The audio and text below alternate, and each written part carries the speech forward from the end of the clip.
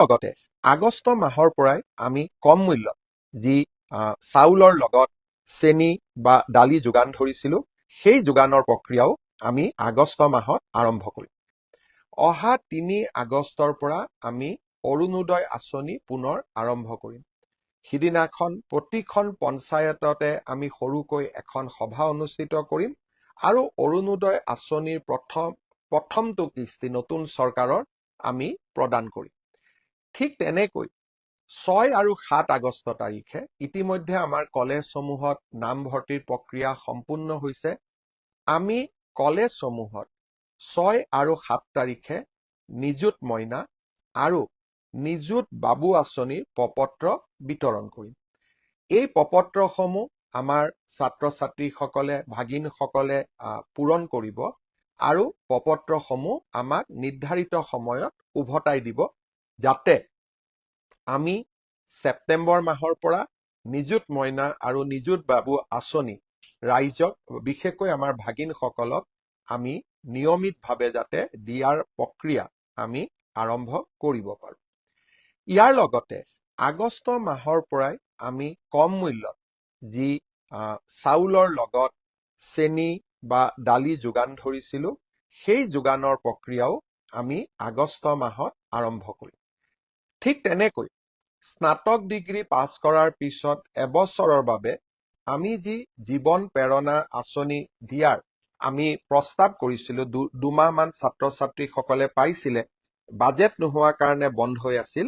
এই জীৱন প্ৰেৰণাও আমি পুনৰ ছেপ্টেম্বৰ মাহৰ পৰা দিয়া আৰম্ভ কৰি ৰাইজৰ ভূমিৰ সমস্যাসমূহ সমাধানৰ চেষ্টা কৰিছিলো আৰু প্ৰায় 10 লাখতকৈও অধিক পৰিয়াল মিছন বসুন্ধৰাৰ পৰা উপকৃত হৈছিলে।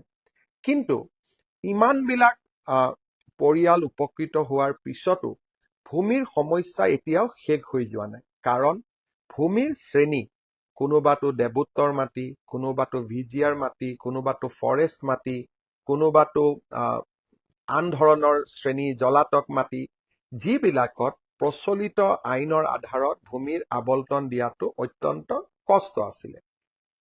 এতিয়া আমি 25 ডিচেম্বৰৰ পৰা বসুন্ধৰা 4 আৰম্ভ কৰিম। এই কেইটা দিনত আমাৰ যিসকলে বিভিন্ন ধৰণৰ ভূমিৰ সমস্যা ভোগ কৰি আছে, যাৰ কাৰণে বাৰে বাৰে তেওঁলোকে চেষ্টা কৰাৰ পিছতো বসুন্ধৰাৰ পৰা উপকৃত হ'ব পৰা নাই বিভিন্ন কাৰণত, মই আপোনালোকক অনুৰোধ কৰিম এই সমস্যাসমূহ আপোনালোকে যেন চৰকাৰক অৱগত কৰে। আমি চৰকাৰে এটা বসুন্ধৰাৰ সম্পৰ্কত পৰামৰ্শ ল'বলৈ এটা পৰ্টেলৰ সৃষ্টি কৰিম। সেই পৰ্টেলত আপোনালোকে মাটিৰ ক্ষেত্ৰত ভোগ কৰি থকা বিভিন্ন সমস্যাৰ কথা উল্লেখ কৰিব পাৰিব আৰু এইবাৰ আমি সমস্যাসমূহ সমাধানৰ উত্তৰ দি মিছন বসুন্ধৰা 4 আমি সজাই তুলিব খুজিছো। মই এটা সৰু উদাহৰণ দিছো। তিনিচুকীয়া জিলাত মৰাণ লোকসকলে বহু দিনৰ পৰা ফৰেষ্টত বাস কৰি আছে। কিন্তু তেওঁলোকে যেতিয়া ফৰেষ্ট বা বনভূমিৰ অধিকাৰ বিচাৰে, তেতিয়া আমি কওঁ যে জনজাতীয় লোকসকলেহে ফৰেষ্ট ৰাইটছত অধিকাৰ পাব পাৰে, গতিকে আপোনালোকে এই ভূমিৰ অধিকাৰ নাপাব। এতিয়া আমি চেষ্টা নিশ্চিতভাৱে কৰিব পাৰো যে অসমৰ আদিম জনগোষ্ঠী হিচাপে কেনেকে মৰাণ মটককো আমি বনভূমিত মাটিৰ অধিকাৰ দিব পাৰো। এই সমস্যাবিলাক মই আগতে নাজানিছিলো। যেতিয়া বসুন্ধৰা 1, 2, 3 কৰিলো, এনেকে নতুন নতুন সমস্যাবোৰ আমাৰ সন্মুখলৈকে আহি থাকিলে আৰু আমি সমস্যাবিলাক সমাধানৰ ৰাস্তা উলিয়ালো, কিছু উলিয়াব পৰা নাই, আৰু তাৰ বাবে আমি বসুন্ধৰা 4 লৈ আপোনালোকৰ মাজলৈ আহিম, যাতে আৰু বহুত সমস্যা সমাধান হয়। অৱশ্যে য'তেই সমস্যাৰ সমাধান হয় তাত নতুন সমস্যাৰো সৃষ্টি হয়। তাৰ মাজতেই আমি আমাৰ দায়িত্ব পালন কৰি গৈ থাকিব লাগিব। শ্ৰদ্ধাৰ ৰাইজ, আপোনালোকে এনেকৈ আমি আপোনালোকক ক'ব পাৰো যে এনেকৈ আমি জনসাধাৰণৰ বাবে প্ৰয়োজনীয় কামবিলাক কৰি কৰি গৈ থাকিম আৰু কৰি কৰি গৈ থাকোঁতে আমাৰ ভুল ত্ৰুটিবিলাক আপোনালোকে মনত পেলাই দিব আৰু আমি একেলগে অসমৰ কল্যাণৰ বাবে আমি কাম কৰি কৰি গৈ থাকিম। শ্ৰদ্ধাৰ ৰাইজ, এইকেইটা দিন মাজে মাজে মোক কিছুমান হোৱাটছআপ আহি আছে। মই হোৱাটছআপবিলাক চাওঁ। হোৱাটছআপত মোক বহুতে সুধি আছে যে ককা দেউতা নাতি আৰু হাতীত আপুনি যে হাতীৰ ওপৰত গান গাইছিলে তেতিয়া আপোনাৰ কিমান বয়স হৈছিলে? হাতীটোত উঠা মানুহজন সঁচাই আপুনিয়ে আছিলেনে? মই যেতিয়া মোক প্ৰশ্নৰ উত্তৰ দিয়ে তেতিয়া মই হোৱাটছআপত দুই এজনক উত্তৰ দিওঁ আৰু কেতিয়াবা শৈশৱলৈকে ঘূৰি মনটো ভালো লাগে।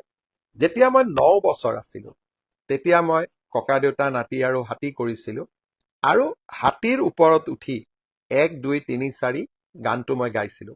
এতিয়া যেতিয়া কেতিয়াবা ইউটিউবত মই মোক নিজেই চাওঁ তেতিয়া মই নিজেও ধৰিবই নোৱাৰো যে সেইজনে মই আছিলো। এই চিনেমাখনৰ লগত মোৰ বহুত শৈশৱৰ স্মৃতি জড়িত হৈ আছে। কেতিয়াবা আপোনালোকক সময় পালে নিশ্চিতভাৱে কম। খালি এটা কথা মই ক'ব পাৰো যে মই যেতিয়া এই চিনেমাখন কৰিছিলো ককা দেউতা নাতি হাতী 2ৰ কথা কোৱা নাই, ককা দেউতা নাতি হাতী 1ৰ কথা কৈছো। মই যেতিয়া এই চিনেমাখন কৰিছিলো চিনেমাখন শ্বুটিং হৈছিলে কামপুৰত আৰু কামপুৰৰ যিখন দলঙৰ ওপৰত আমি ককা দেউতা নাতি হাতীৰ শ্বুটিং কৰিছিলো মুখ্যমন্ত্ৰী হোৱাৰ পিছত সেই দলংখনৰ সমান্তৰালভাৱে আমি আৰু এখন দলং নিৰ্মাণ কৰিছিলো, কামপুৰৰ ৰাইজক উপহাৰ দিছিলো আৰু দলংখন উদ্বোধন কৰাৰ সময়ত কামপুৰৰ ৰাইজে মোক হাতীত আকৌ এবাৰ উঠাইছিলে।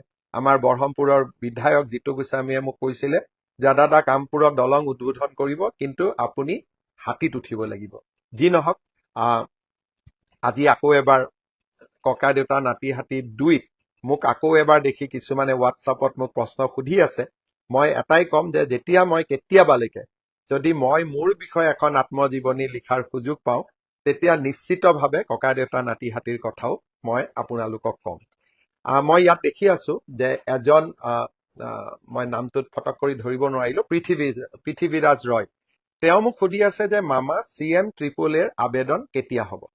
মই উত্তৰটো এনেকে দিম যে আমাৰ CM-AAAৰ অৰ্থাৎ মুখ্যমন্ত্ৰীৰ আত্মনিৰ্ভৰ অসম আঁচনিৰ কেইবাটাও পৰ্যায় আছে। প্ৰথম আমি 25,000 যুৱকক 1 লাখকৈ টকা দিছিলো। তাৰ ভিতৰত 12,500 যুৱকে পৰৱৰ্তী 1 লাখ টকা পোৱাৰ বাবে উপযুক্ত হ'ল। কিন্তু 13,000 যুৱকে 1 লাখ টকা পোৱা নাছিল কাৰণ তেওঁলোকে বিমল বৰা উদ্যোগ মন্ত্ৰী তেওঁ মোৰ ফেচবুক লাইভ চাই আছে, গতিকে এই কামখিনি তেওঁ কৰিব, তেওঁ শুনি থাকিব যে যেতিয়া আমি CM-AAA 12,500ক 2 লাখ দিলো আন 13,000 এতিয়াও 1 লাখ টকা পাবৰ অপেক্ষা কৰি আছে কাৰণ তেওঁলোক প্ৰথমবাৰ কোৱালিফাই কৰা নাছিল। এতিয়া আমাৰ প্ৰথম কাম হ'ব অহা কেইটামান দিনৰ ভিতৰত এই 13,500ক আকৌ এবাৰ পুনৰীক্ষণ কৰা আৰু তেওঁলোকৰ যোনে 1 লাখ টকা পাবৰ বাবে যোগ্য তেওঁলোকক আমি আৰু 1 লাখ টকা দি 2 লাখ টকা সম্পূৰ্ণ কৰিব বিচাৰিম। নেক্সট ইলেকশ্যনৰ আগতে আমি 75,000 যুৱক যুৱতীক 75,000 টকাকৈ দিলো। এতিয়া তেওঁলোকে এটা 3 দিনৰ ট্ৰেইনিং কৰি আছে। এই 3 দিনৰ ট্ৰেইনিং যেতিয়া সকলোৰে শেষ হৈ যাব, মই ধৰি লৈছো 1.5 মাহ লাগিব, যদি মোৰ ভুল হয় বিমল বৰাই কাৰেকশ্যন কৰি দিব। যেতিয়াই তেওঁলোকৰ 3 দিনৰ ট্ৰেইনিং শেষ হৈ যাব, আমি ফেচ কৰি আছো কাৰণ 75,000ৰ ট্ৰেইনিং একেলগে কৰা সম্ভৱ নহয়। এইখিনি হৈ যোৱাৰ পিছতে আমি তেওঁলোকক 25,000 টকাটো তেওঁলোকৰ বেংকৰ একাউণ্টত দিম।